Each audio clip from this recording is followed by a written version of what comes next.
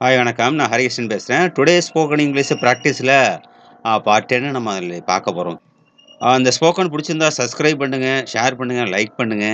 So spoken பிராக்டிஸ்ங்கிறது ரொம்ப அவசியம். இதுக்கு பிறகு உள்ள கண்டிஷன்ல பார்த்தீங்கன்னாக்கா, எல்லா நேரங்களிலும் ஸ்போக்கன் யூஸ் பண்ற மாரி இருக்கும். அதே இடத்துல ஹிந்தி யூஸ் பண்ற மாரி இருக்கும். ஆ சரி ஓகே. இப்ப நம்ம அடுத்தது ஸ்போக்கனுக்கு அதில போகும் அதில. ஸ்போக்கன் பேசும்பொழுது இடையில ஒரு சின்ன சின்ன வார்த்தைகள் அந்த இடத்துல தேவைப்படும் அதில. ஸோ என்ன மாரி வார்த்தைகள் தேவைப்படும் அப்படின்னாக்கா, சும்மா லைட்டா அன்றாட வார்த்தைகள் நம்ம பயன்படுத்தக்கூடிய வார்த்தைகள் அப்படிங்கிற இதுதான் நான் அதில குடுத்துருக்கேன் நான் அதில. இந்த சின்ன சின்ன வார்த்தைகள் வந்து உங்களுக்கு பயனுள்ள வகையில இருக்கும்னு நான் நினைக்கிறேன் அதில. பயன்படுத்திக்கலாம் அதில பொறுத்தவரைக்கும்.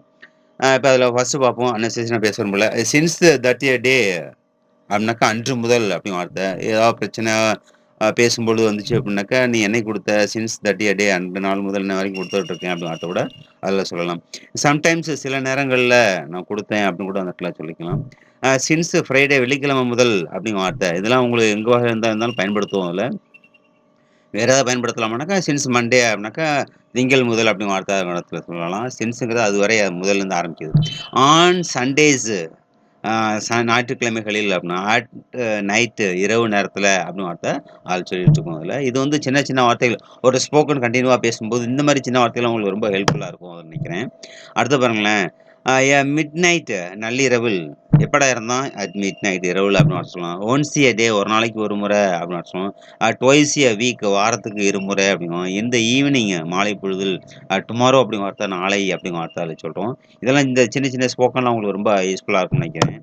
அடுத்து பாருங்களேன், ஒன்ஸ் எ மந்த் மாதத்துக்கு ஒரு முறை அப்படின்னு வார்த்தை சொல்லுவோம். ஒன்ஸ் இயர் வருடம் ஒரு முறை அப்படின்னு வார்த்தை சொல்லுவோம்.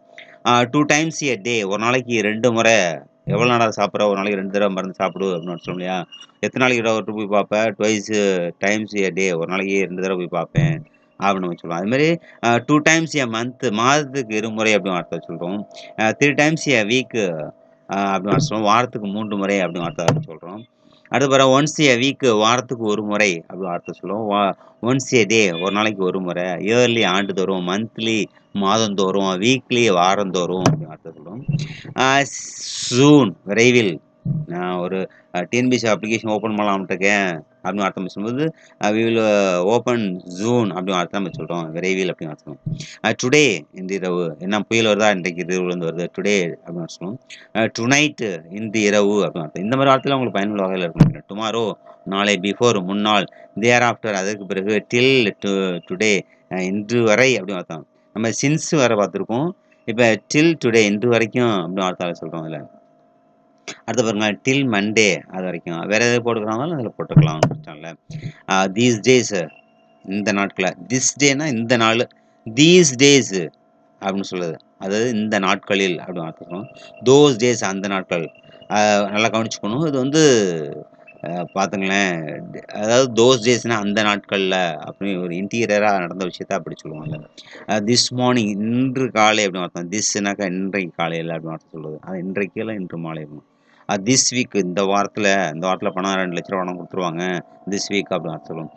ஃபியூ டேஸ் இன்னும் கொஞ்ச நாள்ல சில நாட்கள்ல ரிசல்ட் வந்துரும். இல்ல பணம் வந்துரும். அப்படின்னு கூட அந்த இடத்துல சொல்லலாம். பிள்ளைங்கள வந்து பரீட்சை வந்துரும் அப்படின்னு கூட சொல்லலாம். இன் ஃபியூ டேஸ் அப்படின்னு சொல்லலாம்.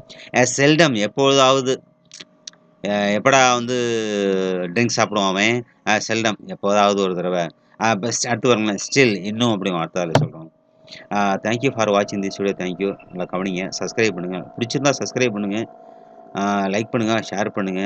தேங்க் யூ ஃபார் வாட்சிங் திஸ் வீடியோ. Thank you. நல்லா பண்ணுங்க. பார்ப்போம். தேங்க் யூ ஃபார் வாட்சிங்.